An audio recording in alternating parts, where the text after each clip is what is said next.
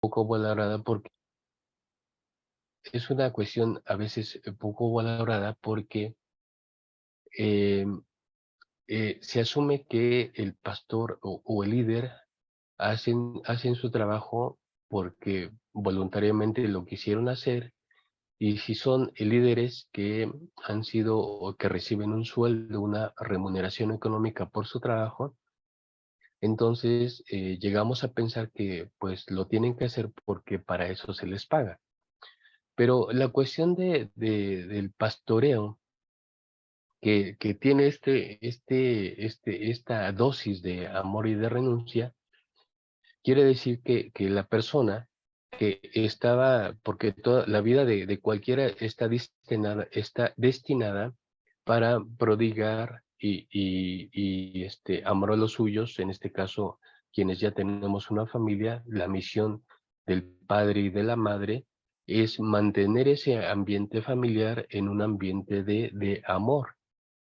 Pero imagínense ustedes, aparte del amor que uno tiene con su propia familia, con los suyos, uno tiene que darse el espacio para que este amor que se tiene también pueda llegar, en este caso, en el caso del líder, a otras familias, a otras personas, a los congregantes. Entonces, es un amor que se tiene que multiplicar, que se tiene que dispersar, y no es extraño porque en México sucede, y es una de las cuestiones que también tratan pues de atenderse, que a veces en el cuidado de la congregación hay un descuido de la familia del pastor. Acá en México tenemos un departamento que es el departamento pastoral, que por mucho tiempo lo ha atendido el ministro Ausencio Arroyo, a quienes ustedes conocen muy bien. Y este ejercicio del trabajo pastoral que realiza Ausencio es vigilar que el trabajo, el ejercicio de los líderes, de los pastores, no descuide su propio ambiente familiar, porque a veces es muy natural, sucede acá en México, es muy natural que como la congregación reclama mucha atención, las actividades y todo eso reclaman mucho tiempo, entonces a veces se descuida a la esposa y a los hijos. Entonces, por eso aquí quisimos anotar esa parte de que es proporcionar dirección y guía, pero desde un marco de amor y de renuncia. Hay una renuncia. Los pastores, materialmente, los pastores de los tiempos bíblicos, que según los registros históricos, eran personas que una vez que se enrolaban en esa actividad de ser pastores, lo hacían por la mayor parte de su vida. Entonces, se renuncia a otras cuestiones, a otras cosas, para poder atender esa dirección y esa guía. Entonces, hay una renuncia, hay un renunciamiento de otras cosas que se pudieran hacer, pero que no se hacen porque, repito, a veces la dinámica de la iglesia requiere mucho tiempo, requiere mucho esfuerzo físico, esfuerzo mental, en fin, y hay, por supuesto, hay una renuncia. Entonces, esto también vale la pena señalar. Bien, otra cosa más es que la pastoral es guiar a las personas, una de los asuntos primordiales, es guiar a las personas a tener un encuentro con Dios. Asumimos que un creyente, por sí mismo, de manera automática, ya quiere tener un encuentro con Dios. Y esto a veces que se asume de una manera tan normal, tan automática, a veces el creyente está en la iglesia, va a la iglesia, pero es posible que el encuentro con Dios no esté tan sólido y no sea algo tan real, porque a veces es una cuestión engañosa, ustedes lo pueden considerar, es una cuestión engañosa de que el hecho de ir a una congregación, a un templo y participar del culto, sentimos que ya estamos cerca de Dios. Pero estar cerca de Dios no es solamente la cuestión material de asistir a un templo. Estar cerca de Dios incluye todo un sinnúmero de cosas de la vida, donde nosotros justamente tenemos a Dios y al Señor Jesucristo como referentes de nuestras propias decisiones que tomamos día a día en nuestra vida. Entonces, esta cuestión también, que es algo típico de la pastoral, siento que es una preocupación del líder que no solo estén allí, sino que sean, no solo sean creyentes que asisten al templo, sino que sean fieles hijos de Dios, ¿no? Y esto es lo que constituye el encuentro. Y por último, dice, es brindar cuidado y asesoramiento espiritual a los creyentes. Hay hoy mucho más desarrollado que antes, hay una consejería pastoral. Muchas veces el pastor tiene su tiempo de oficina o tiempo de visitas, porque también esa parte es necesaria, ¿no? Estar asesorando espiritualmente, acompañando espiritualmente a los creyentes. Atravesamos en los años pasados por esta cuestión de la pandemia y la muerte de muchos hermanos y hermanas. Entonces, una actividad que se dio de manera necesaria es este acompañamiento, es este confort espiritual que el pastor brindaba y que la misma iglesia brindaba a los dolientes en todo este proceso tan difícil que tuvimos por la cuestión de la pandemia. Entonces, este último punto, también el acompañamiento, el estar disponible en los momentos de duda, de dolor, de prueba, es una tarea que también continuamente hace el líder. Y por eso a veces se le llama así, el líder espiritual. Muy bien, al pastor. Vamos a continuar, dice, la pastoral se ubica tradicionalmente, y aquí ya empezamos a eh, hacer una cuestión crítica del trabajo pastoral. Dice, la pastoral se ubica tradicionalmente como una ejecución que pertenece a la acción de un líder. Es decir, la pastoral la ejecuta el pastor, lo cual es un enfoque piramidal, recuerdo, de acuerdo o conforme a un modelo jerárquico.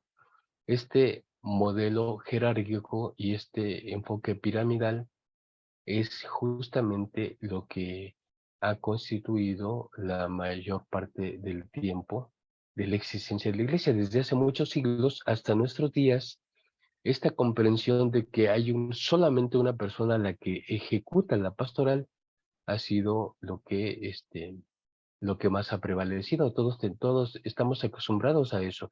Por eso hay nombramientos, ¿no? Fulanito de tal es nombrado como el pastor, y como pastor él realiza entonces lo suyo, realiza lo propio.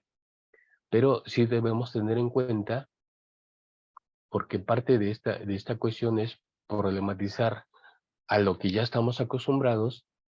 Entonces, esta experiencia del modelo eclesial tiene que ver con eso, tiene que ver con ese enfoque piramidal y con un modelo jerárquico. Ahora, desde el contexto bíblico, el pastor también, ser pastor es un don. Dice, desde el contexto bíblico, pastor se entiende como uno de los dones enumerados en Efesios 4. Y específicamente en el verso 11. Efesios 4 enumera los diferentes dones que existen en la iglesia. Y entre ellos existe el don de pastor. Yo creo que el don de ser pastor sí es algo especial, es algo que que se elige porque se siente, porque se tiene ese don, es un, bueno, el don, hay habilidades que si a uno le gustan, uno las puede desarrollar. En mi tiempo de estudiante en el seminario, varios compañeros tocaban guitarra, entonces yo decía, pues me gusta cómo tocan la guitarra, yo quiero aprender guitarra. Y fue un proceso muy doloroso porque quien ha aprendido a tocar guitarra, las yemas de los dedos duelen los primeros días y las primeras semanas de uno estar practicando y se llegan a formar callos o callosidades ahí en los dedos. Pero uno lo hace porque a uno le gusta, pero aprendí algunas cuestiones de guitarra, pero me di cuenta que aunque aprendí los acordes y a acompañar algunos estribillos y eso, no era una habilidad en mí. Lo que yo me metí en ese deseo de aprender guitarra porque la habilidad natural, el don que yo veía en otros hermanos, en otros compañeros, me dejaba admirado y yo decía, yo quiero hacer lo mismo. Y aunque aprendí algunas cosas, me di cuenta realmente que no tenía yo esa habilidad, ese don natural para hacerlo. Entonces yo entiendo que el don, el pastorado es un don. Uno puede desarrollar esa actividad, es cierto, uno lo puede desarrollar. Uno puede aprender cuál es el trabajo del pastor y ejecutar las tareas del pastor. Pero yo siento en el fondo creo que el pastoreo, el don de ese ministerio es realmente un regalo de Dios. Y aquí en esta parte dice, donde el don de ser pastor aparece como un carisma otorgado por el Espíritu Santo. Los dones y los ministerios se llaman carismas porque el carisma siempre se refiere a esa cuestión mística en donde Dios nos regala, en este caso dones, Dios nos regala habilidades especiales para cumplir un ministerio.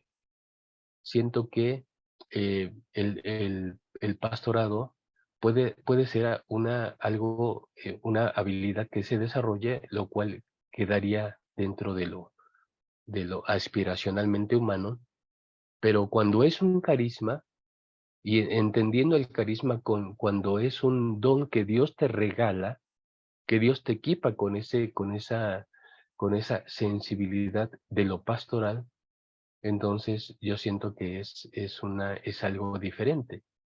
Entonces uno puede también dedicarse a ese trabajo y hacerlo con toda el alma y con todo el corazón, porque es un regalo que Dios nos dio y ese regalo ya forma parte de nosotros.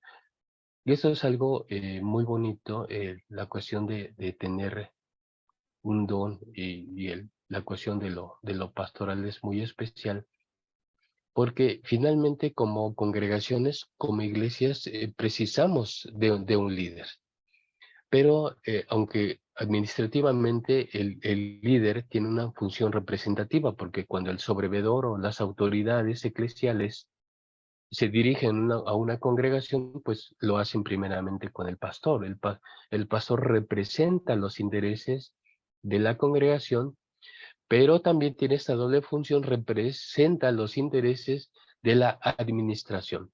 Entonces, es difícil, yo no he visto que sea fácil un trabajo pastoral porque tiene que atender a la congregación en todas sus necesidades, pero también tiene que atender a las líneas administrativas de la iglesia, ¿no? A las autoridades de la iglesia. Entonces, la complejidad del pastor está de ser pastor está en ese doble juego, ¿no? Pero de qué es un don, de qué es un carisma que Dios otorga, eso yo no tengo la menor duda.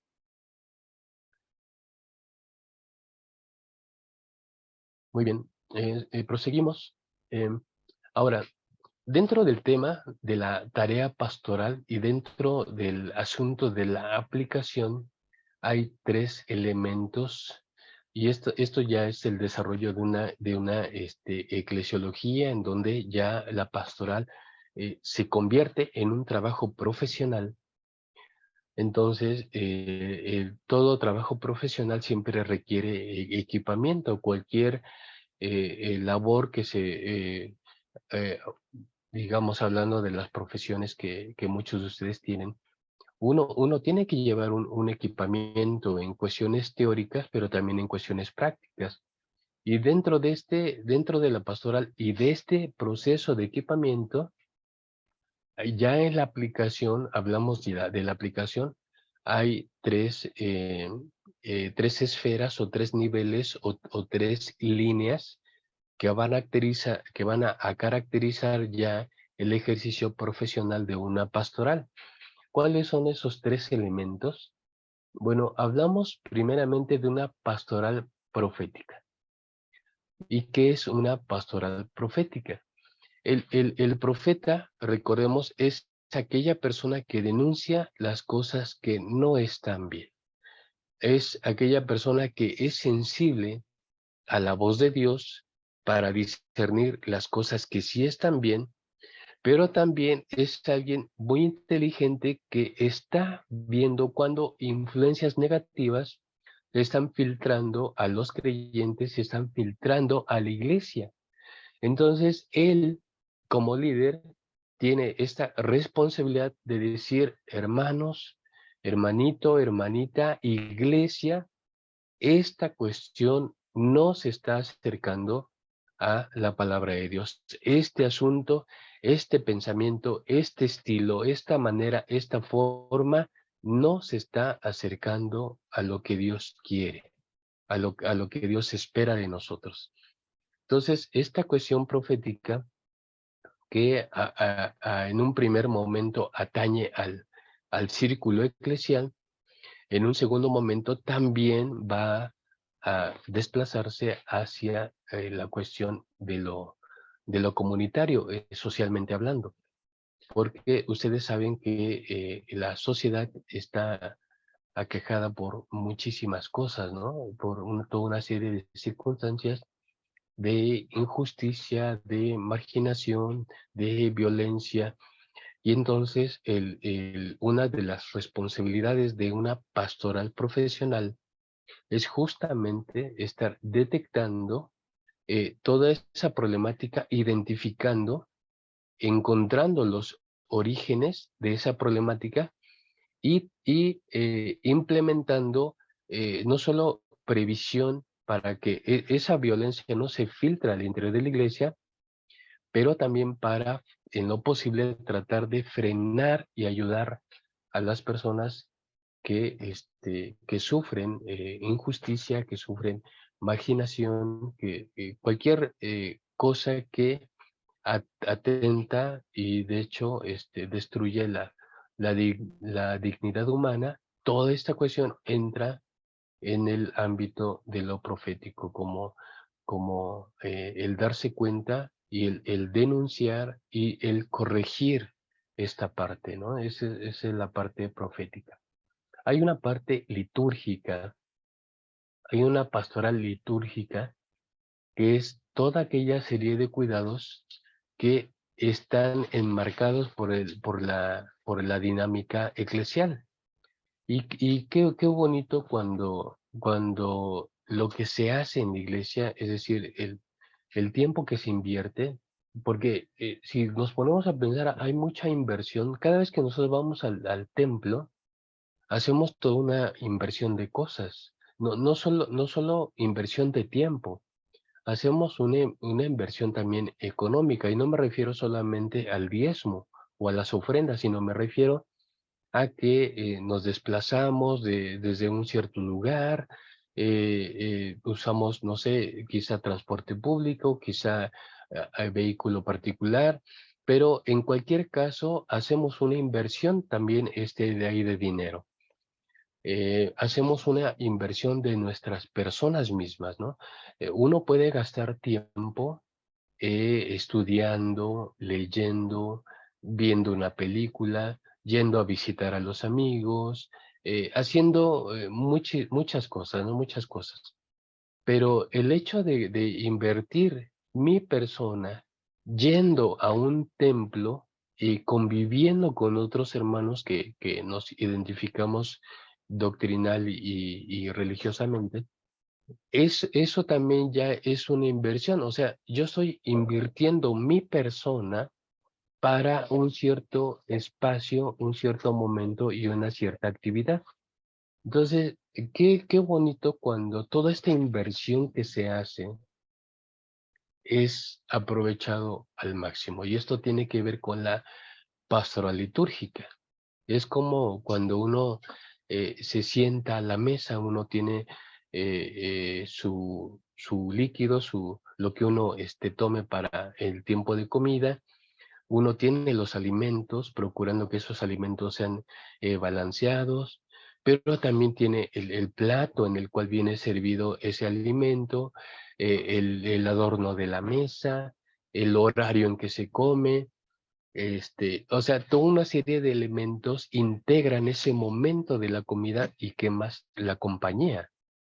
O sea, no es lo mismo comer solo que comer acompañado, que comer con los seres queridos. Y una de las cuestiones que más afloran en la visión bíblica sobre la iglesia es la vida que se comparte, la vida, no la vida en solitario, sino la vida que se comparte, la vida, porque las personas cuando están juntas, no solo están compartiendo el tiempo de culto, sino se están compartiendo a sí mismos, es ese espacio que se brinda.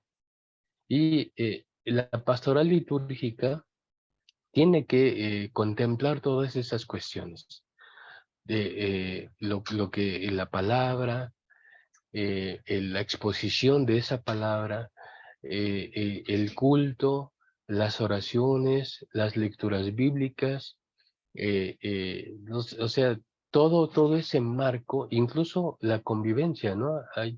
Hay algunas congregaciones que incluyen esta parte, la parte del comer juntos, de estar allí compartiendo momentos de charla, de diálogo. O sea, y esto es algo muy bonito porque justamente sucede en este tiempo en el que la congregación se reúne.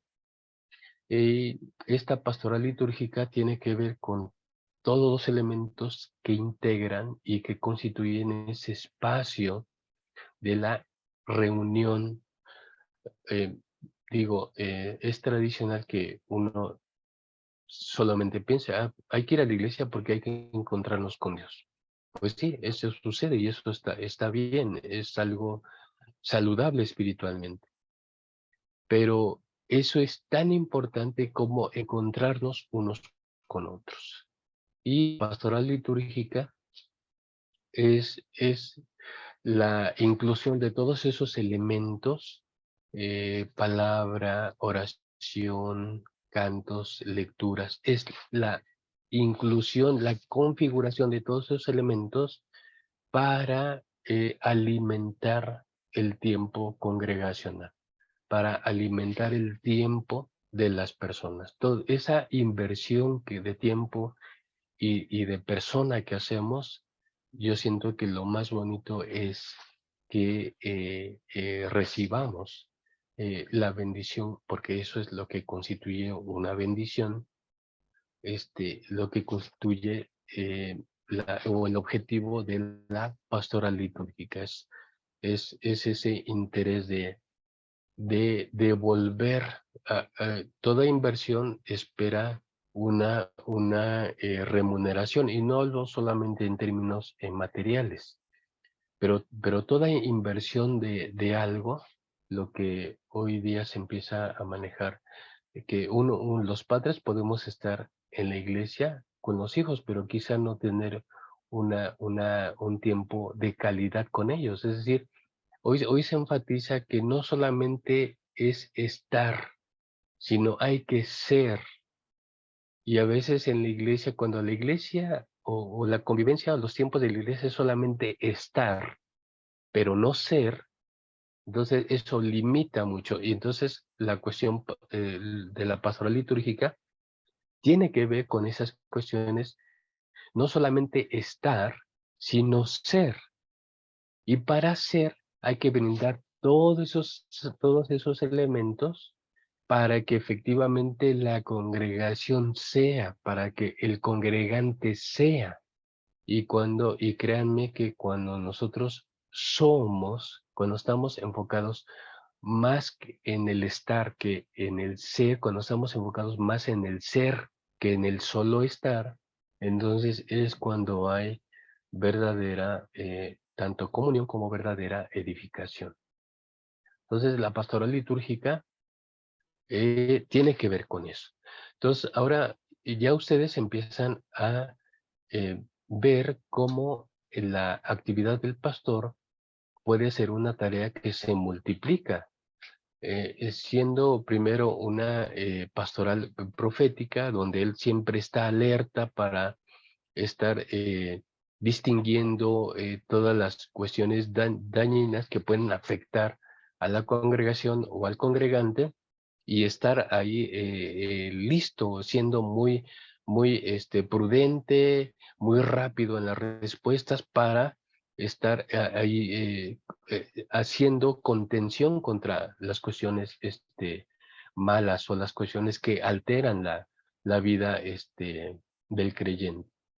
Y también tiene que estarlo ahí alimentando y dirigiendo la orquesta, digámoslo así, dirigiendo la orquesta para que todo funcione bien y todo sea precisamente una práctica de bendición para todos.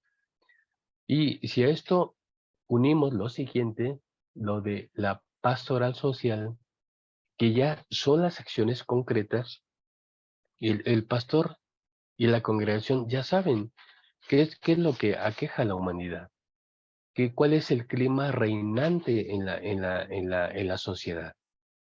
Bueno, como es parte de la responsabilidad, como somos llamados a ser sal y luz en el mundo, entonces la pastoral social ya incluye esta parte de generar planes, generar estrategias, generar programas para, en la medida de lo posible, ir contrarrestando esas situaciones de maldad y de pecado que hay en la sociedad.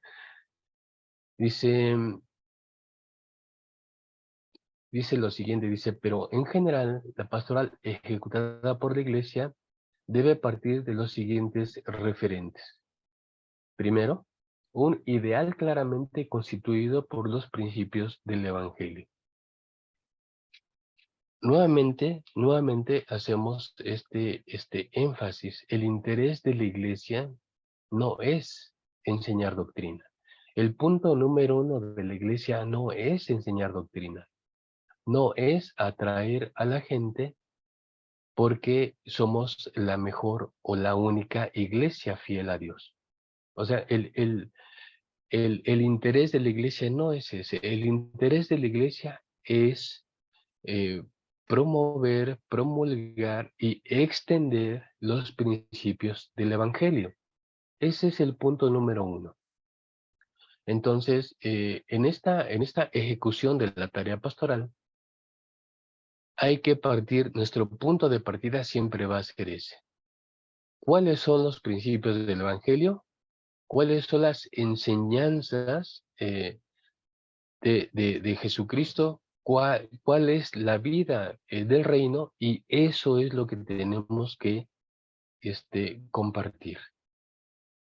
Segundo, una realidad innegable, que es toda esa problemática que envuelve a la sociedad.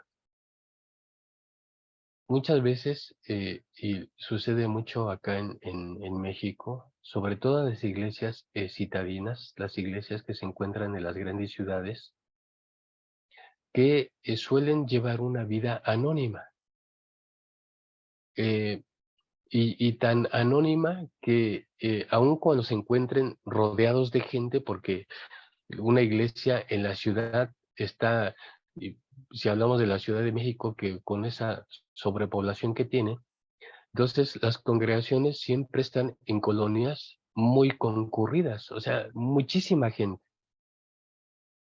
Y sucede en México, cosa curiosa, sucede acá en México porque son comunidades anónimas, que cuando uno anda buscando por primera vez el domicilio y uno pregunta, oigan, que estamos buscando una iglesia que se llama así, no, pues no hemos escuchado.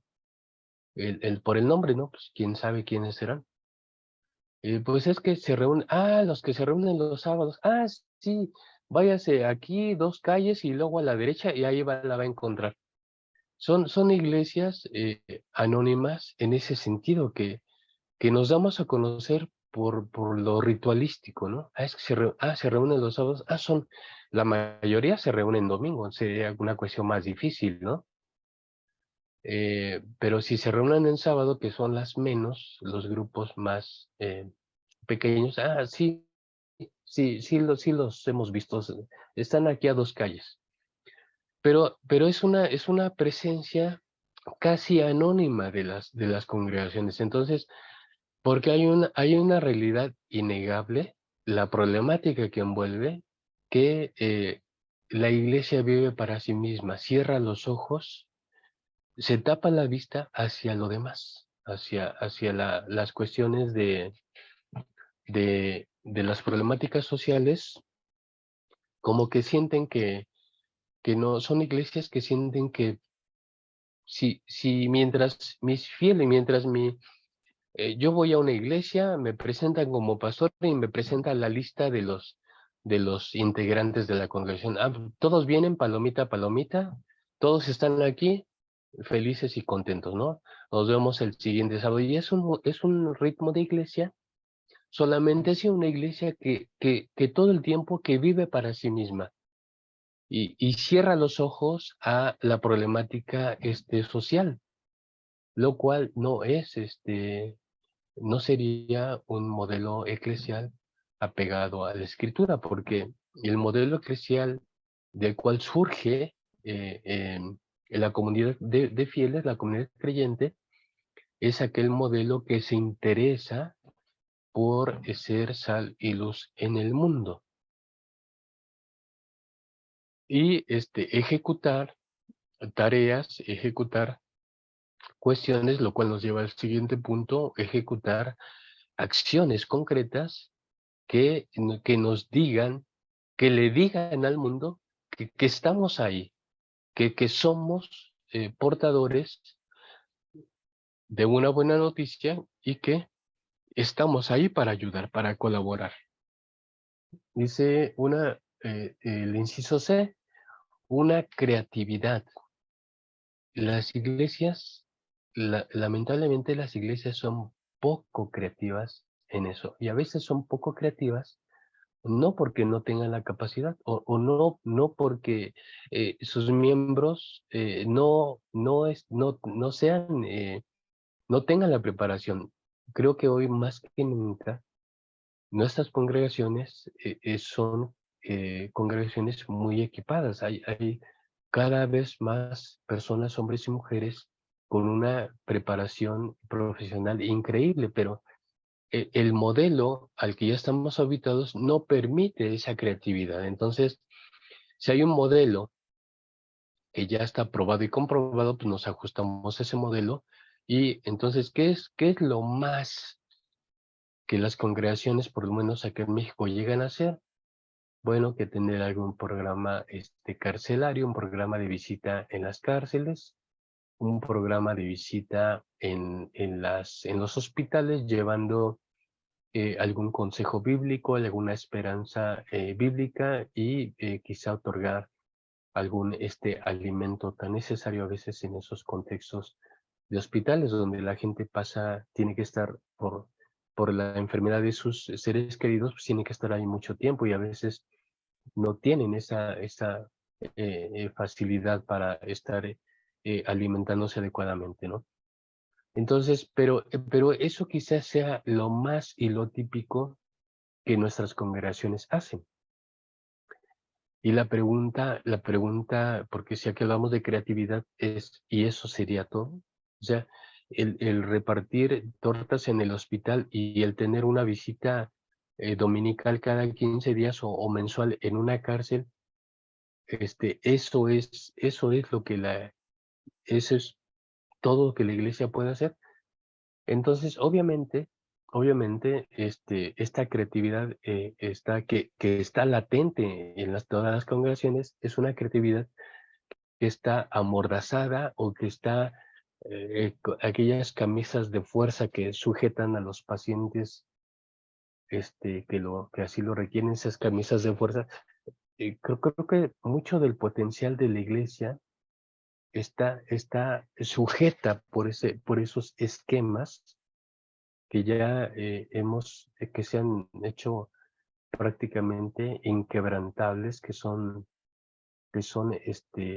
esquemas que ya no permiten moverse para otro lado, ¿no? Entonces, es una cuestión bastante complicada, porque aunque hay una creatividad y un potencial latente en todas las congregaciones, sirve para hacer muy poco, yo siento, de lo que actualmente se ejecuta en las iglesias. Entonces, tenemos programas solamente como eso, estrategias mínimas y pues una planificación que realmente el consumo del tiempo y de todo, el 90 o 95% se va al interior de la iglesia. Ojalá hablo del contexto de la iglesia en México, ojalá que ese 95% fuera del todo eficiente, y si fuera eficiente, entonces créanme que el modelo ya habría cambiado, pero el modelo no cambia. O sea, pasan los años y pasa todo el tiempo y los modelos no cambian. Entonces, ojalá que esa inversión de tiempo, gran inversión de tiempo que se hace al interior de la iglesia, fuera eficiente. Y si fuera eficiente, entonces las cosas ya empezarían a cambiar. Bueno, aquí tenemos este diagrama en donde las tres cosas están vinculadas. Exégesis, el acercamiento fiel, formal, metodológico a la escritura. Conocer la escritura. Eso ya es, conocer la escritura es despertar el amor por Dios, despertar el amor por la iglesia, despertar el amor por los dones del Espíritu. Entonces, el exégesis no es solo información. Información uno se encuentra información por todas partes, ¿no? Más hoy día.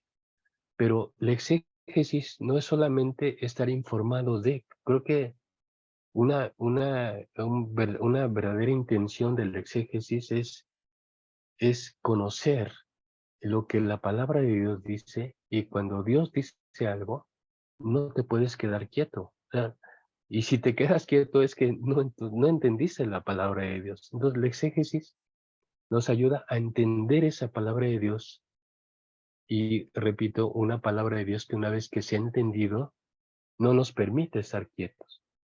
Segundo, una hermenéutica, porque hay una comunidad muy variada, no solo en nuestras congregaciones, y no solo hablo de edades, niños, adolescentes, jóvenes, adultos mayores, no solamente hablo de esa variedad o diversidad de personas, no, también hablo de ideologías, hablo de aspiraciones personales, hablo de que ya hay un choque generacional, las personas que ya somos mayores, ya no entendemos también a las generaciones jóvenes, y si ponemos esto en el ámbito de lo social, entonces vemos que se desarrolla una complejidad increíble, y sobre todo porque la época en la cual estamos viviendo es una época bastante compleja. Y esta comunidad de la que somos parte, en la que estamos inmersos, nos requiere de una buena hermenéutica. Es decir, la hermenéutica es la solidez desde la cual vas a anunciar el evangelio a todas esas personas con esquemas mentales, con prioridades, con aspiraciones, con toda una serie de circunstancias muy diferentes, ¿no? Y los cristianos, y como incorporamos mucho cuestiones doctrinales y cuestiones de esquemas litúrgicos, los absorbemos muy rápido. Entonces decimos, ah, bueno, pues esto es ser cristiano y entonces compartamos esto que nosotros ya sabemos con otros y los hacemos cristianos. Y así mucha gente se vuelven cristianos.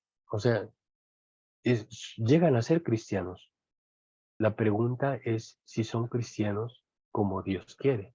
Entonces, el trabajo hermenéutico es justamente estar problematizando si estamos siendo cristianos de la manera que Dios quiere. Y justamente en esto es ir tendiendo esos puentes, esos lazos, esas conexiones con el contexto, repito, un contexto ciertamente complejo, pero la hermenéutica nos ayuda a esto, y comenzando por uno mismo, ¿no? Comenzando distinguiendo cuáles son mis propios esquemas, cuáles son mis propias ideologías. Y entonces todo esto plenamente identificado nos ayuda a hacer más efectiva nuestro diálogo de la palabra de Dios con el contexto actual. Vamos a ver un poco de eso enseguida porque realmente sí hay una complejidad y no es algo que nos permitamos reflexionar mucho, ¿no? No es algo que abarquemos así de una manera muy consciente, yo creo. Bueno, y la pastoral tenemos allí un esquema que quiere reflejar creatividad, ¿no? El ser humano tiene una creatividad increíble, pero esa creatividad se ve aprisionada justamente porque a veces los modelos que se imponen no permiten que aflore la capacidad creativa de las personas. Entonces, pero la pastoral, una pastoral que en este caso que quiere ser eh, misional, que quiere llevar y cumplir con esa encomienda de como se dice, ir por todo el mundo y predicar a toda criatura. Si esa pastoral ha de cumplir esa encomienda, entonces una de las cuestiones que va a requerir es de una tremenda capacidad creativa para formular planes, programas y estrategias para realmente salvar al mundo de muchas cuestiones que, toda una problemática tan seria que aqueja a la humanidad. Pero veamos un poco esta cuestión de la complejidad del entorno actual, porque es necesario, es parte de la hermenéutica, tiene que ver con la hermenéutica. eh, uno puede hacerse experto en la Biblia, pero ¿qué hay de la comprensión del entorno? Si uno solamente pone sus lentes con esa atención solamente en el texto bíblico, pero ignorando lo que pasa en el medio ambiente, pues no va a tener una hermenéutica sólida. Entonces, esta es una cuestión hermenéutica también. Muy bien, dice, nuestro contexto social, tal y como lo conocemos hoy, es el resultado histórico de varios factores, por lo menos la influencia del siglo XVI hacia adelante. ¿Y cuáles son esos factores que se han poco a poco ido tejiendo y que hoy tienen una relevancia primordial?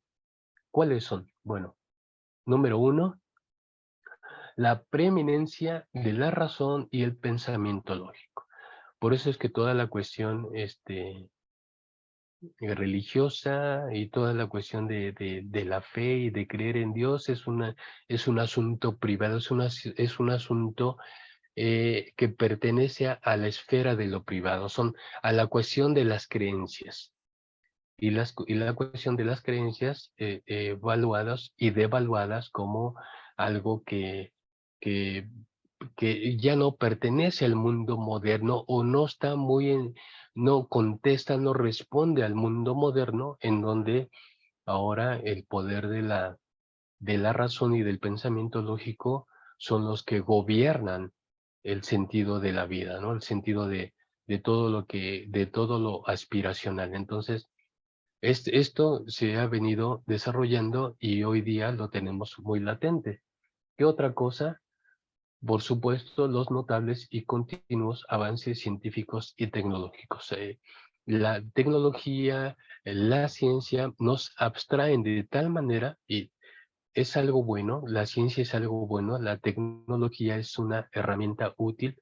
Estos mismos momentos de compartir cursos en línea y todo eso es una maravilla, ¿no? Entonces, sí, todo esto es bueno y es muy útil, pero esto hace que entonces el ejercicio de la iglesia tenga también que evolucionar y tengamos que ajustarnos a estos nuevos contextos, lo cual, por supuesto, ya estamos haciendo.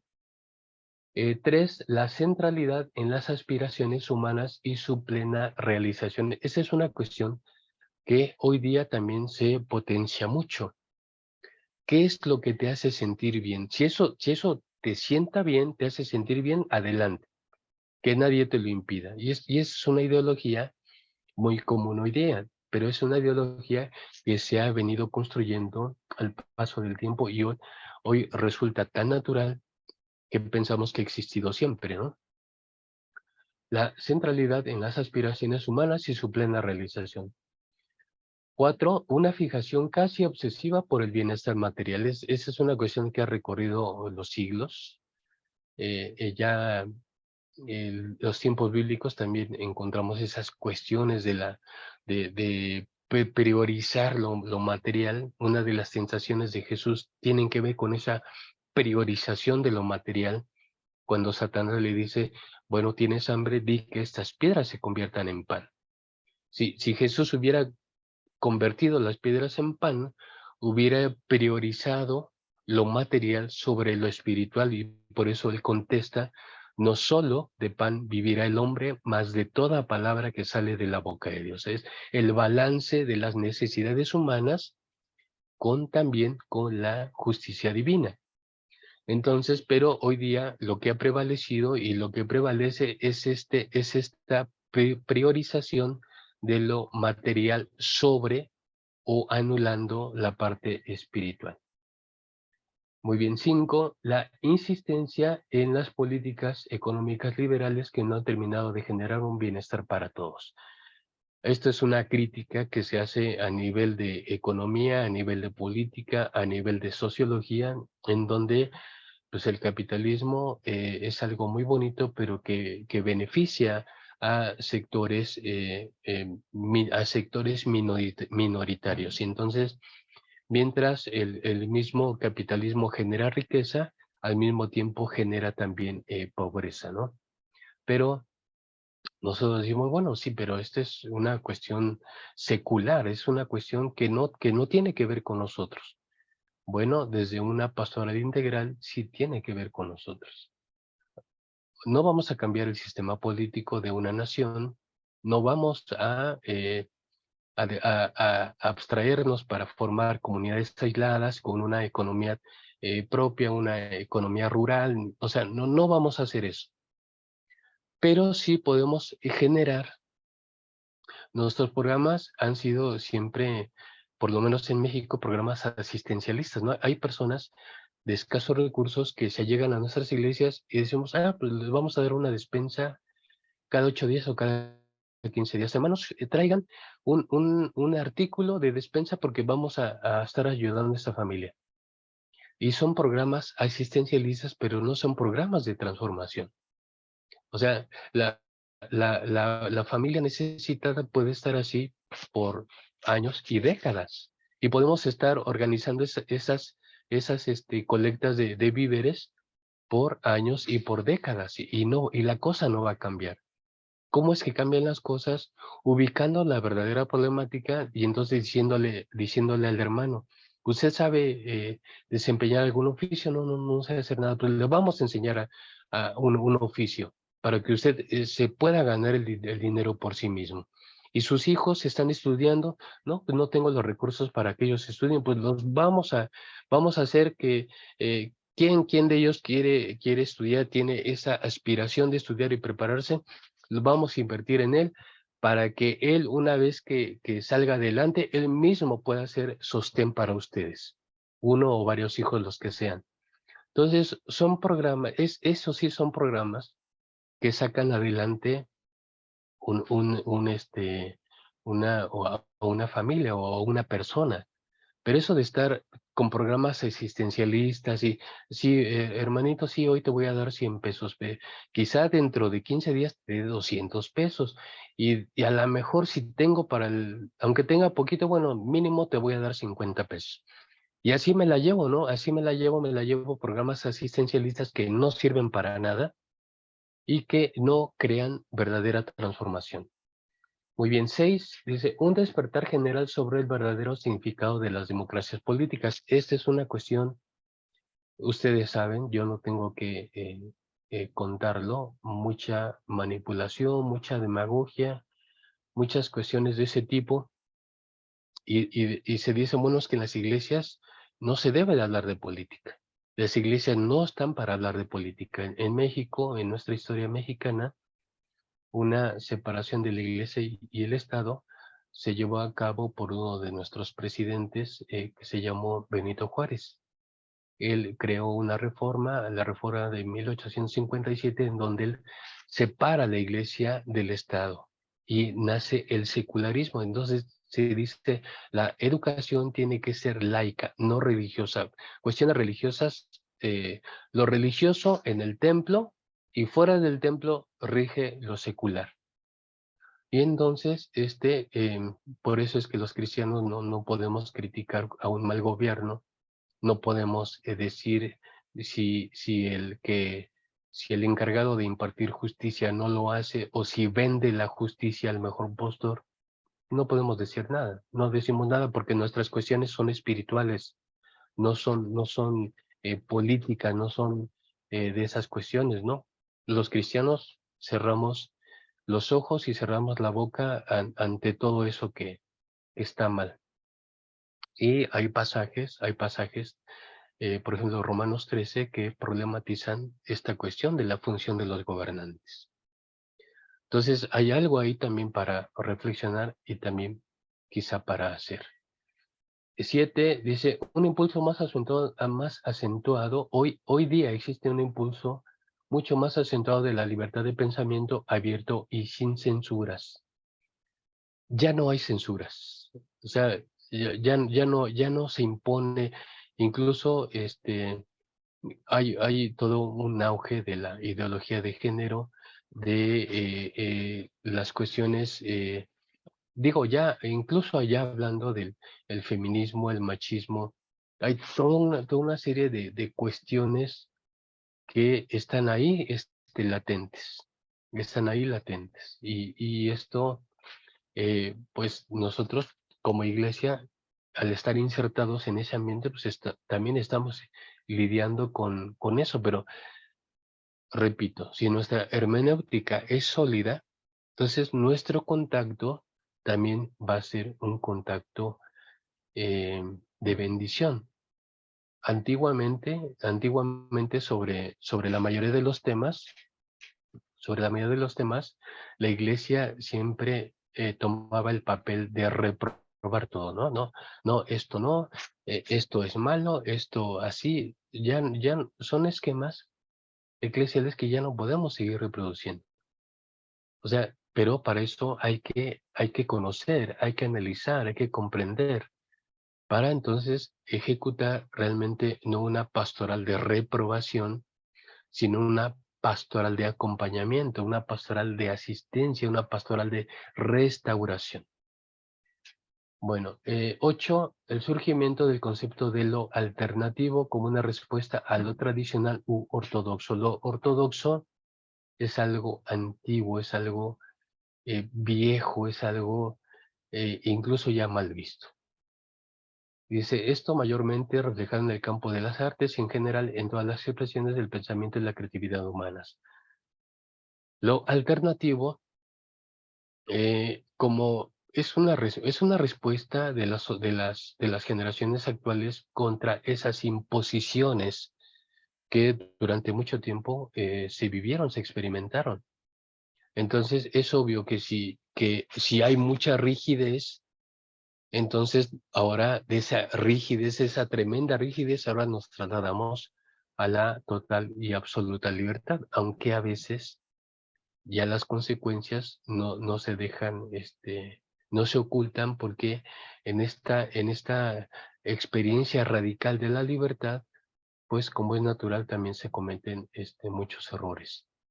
Pero es esta tensión social y dentro de la sociología de venir de esquemas muy rígidos, esquemas casi monolíticos, hasta tener una experiencia de libertad. Y ustedes saben que cuando uno tiene una experiencia de libertad, bueno, todo es aprendizaje, pero uno también puede cometer excesos. Bueno, dice, en términos generales podemos señalar a la postura posmoderna en la cual vivimos como regida por tres líneas principales.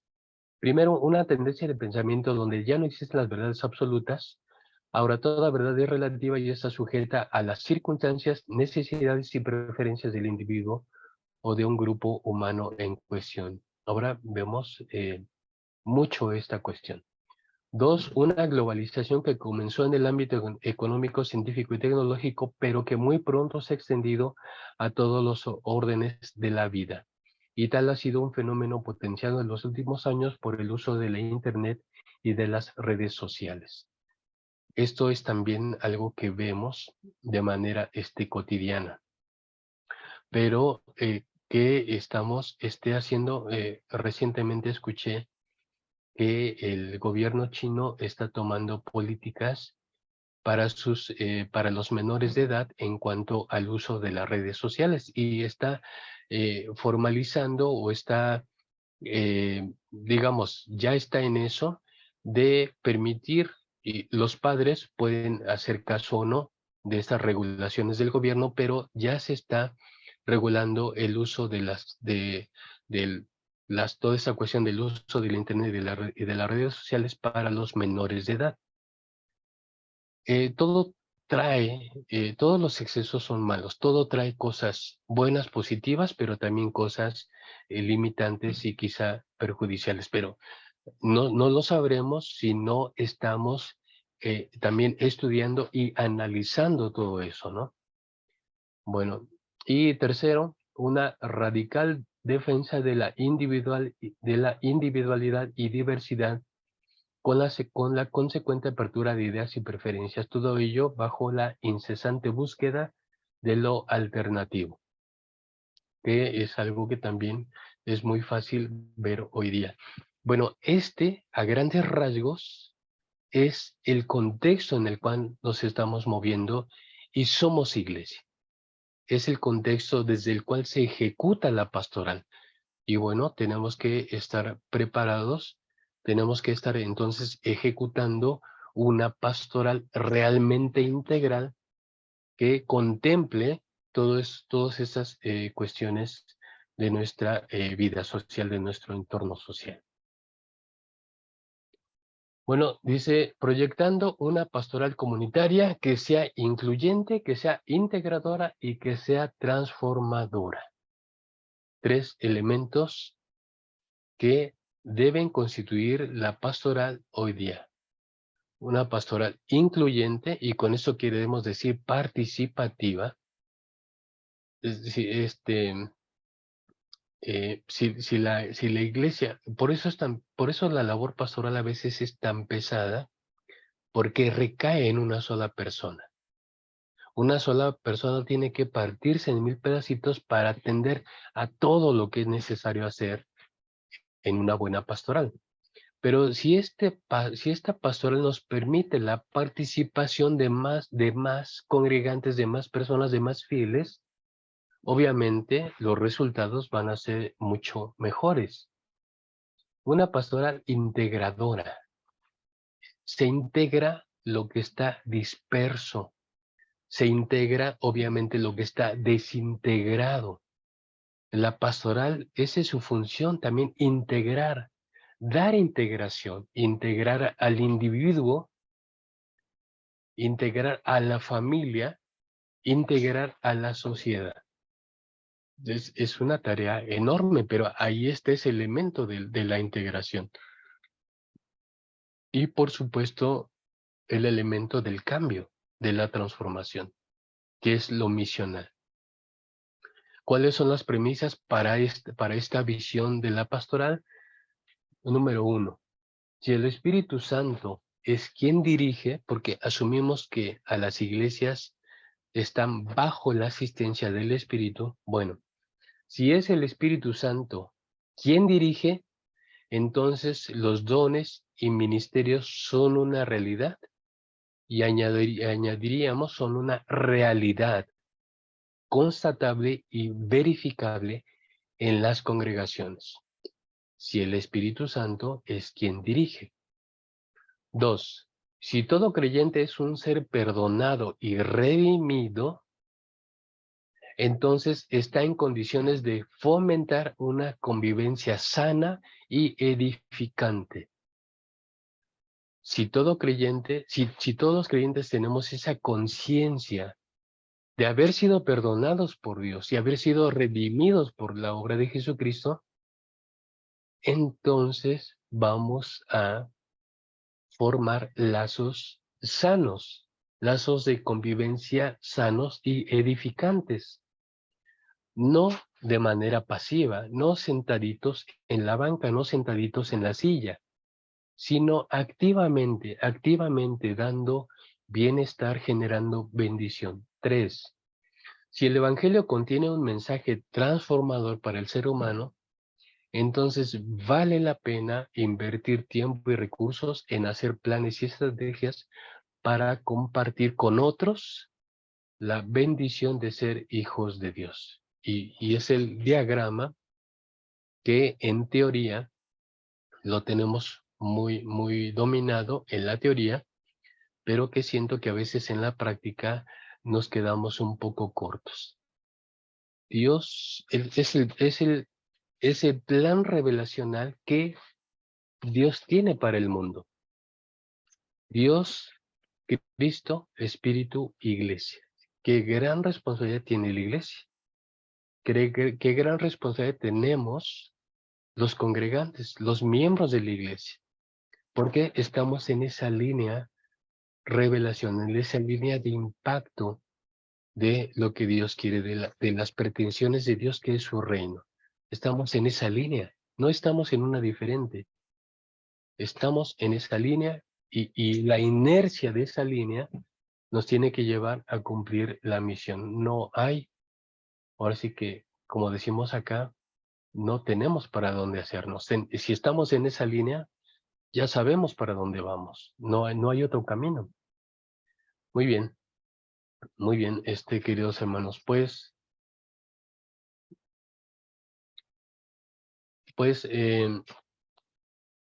esta es la parte que yo quise comentar con ustedes para cerrar este asunto de la hermenéutica y hacer las conexiones. Hermenéutica con la exégesis, pero hermenéutica con la pastoral. Y vean cómo no es posible separar. O sea, estamos estudiando hermenéutica, sí, pero no estamos estudiando hermenéutica separados de lo que es un análisis metodológico del texto, que es la exégesis.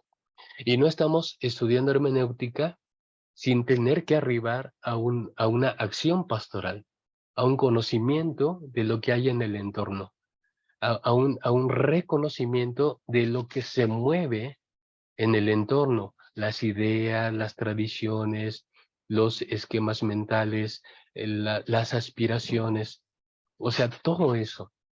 Entonces, naturalmente todo esto se vuelve un gran reto, se vuelve un reto enorme, porque entonces Dios quiso llamarnos, Dios quiso constituir una iglesia para alcanzar ese objetivo.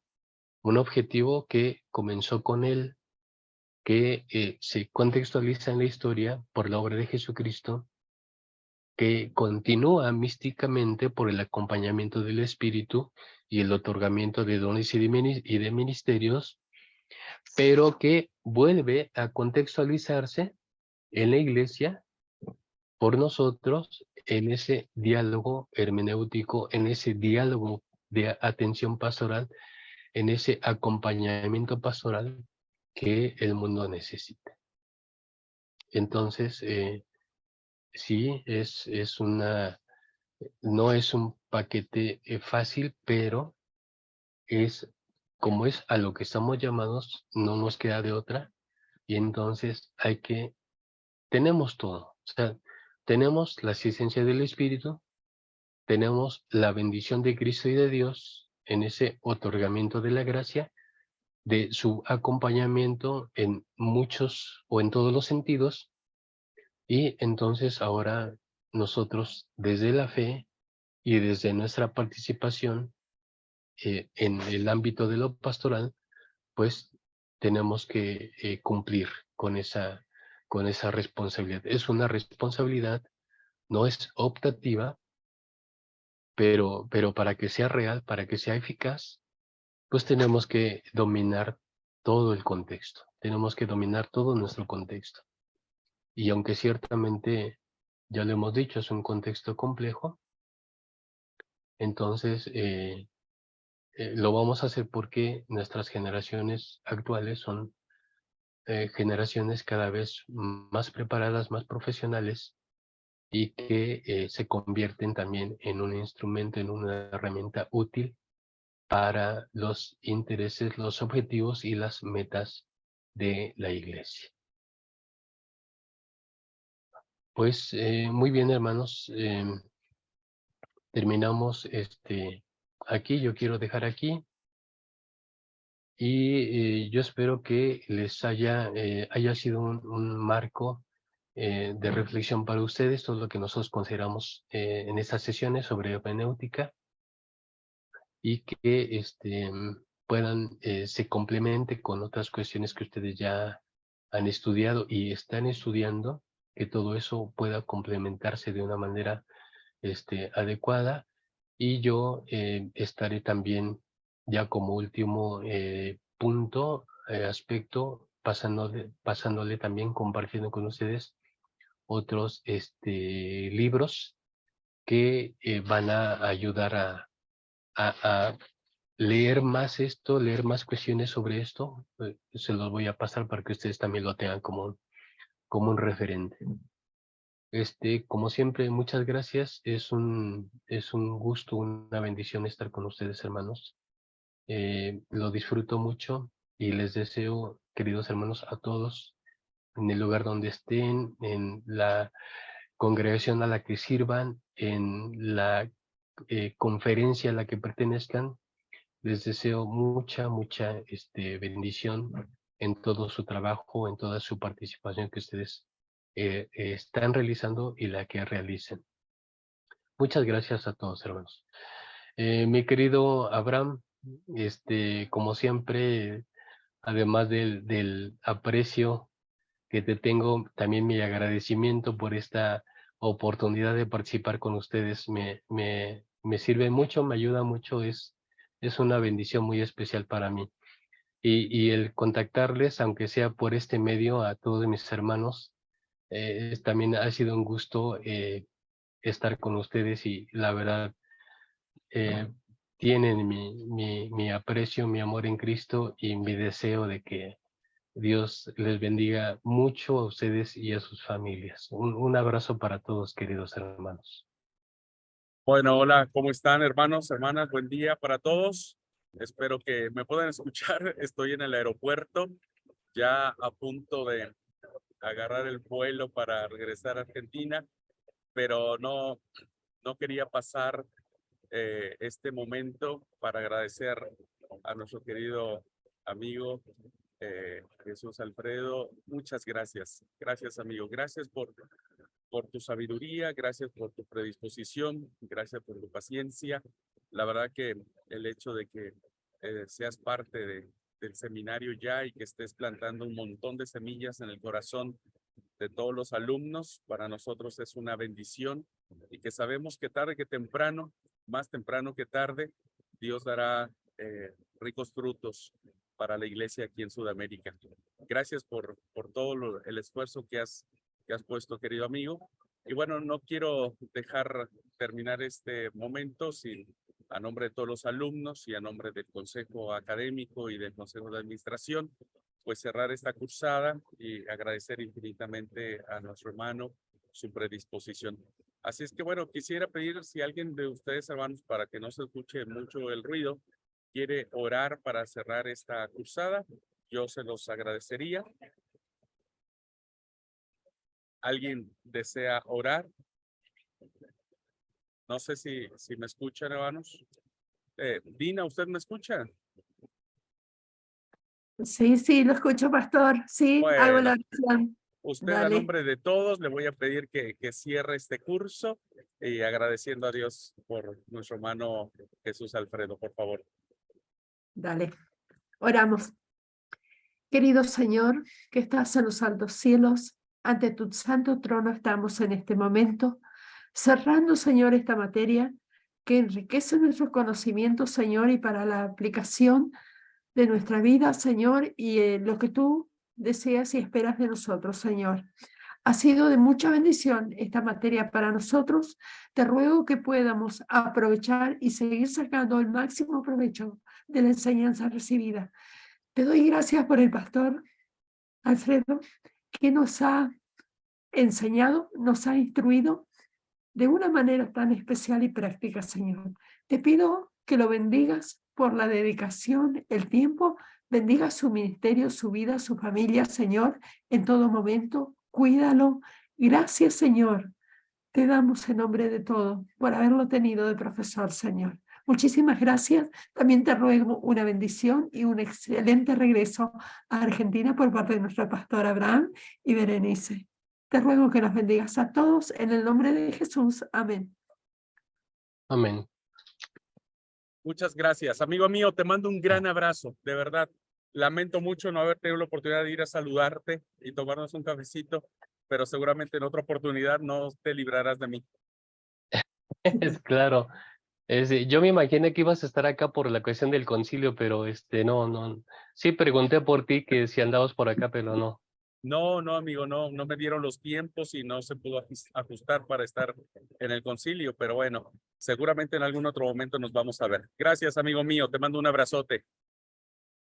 Gracias, mi querido Abraham. Igualmente te mando un abrazo a ti y a Bere. Gracias, amigo, gracias. Dios les bendiga, hermanas, cuídense mucho. Bendecido Amén, día para hermano. todos. Amén, lo mismo. Buen regreso. Gracias.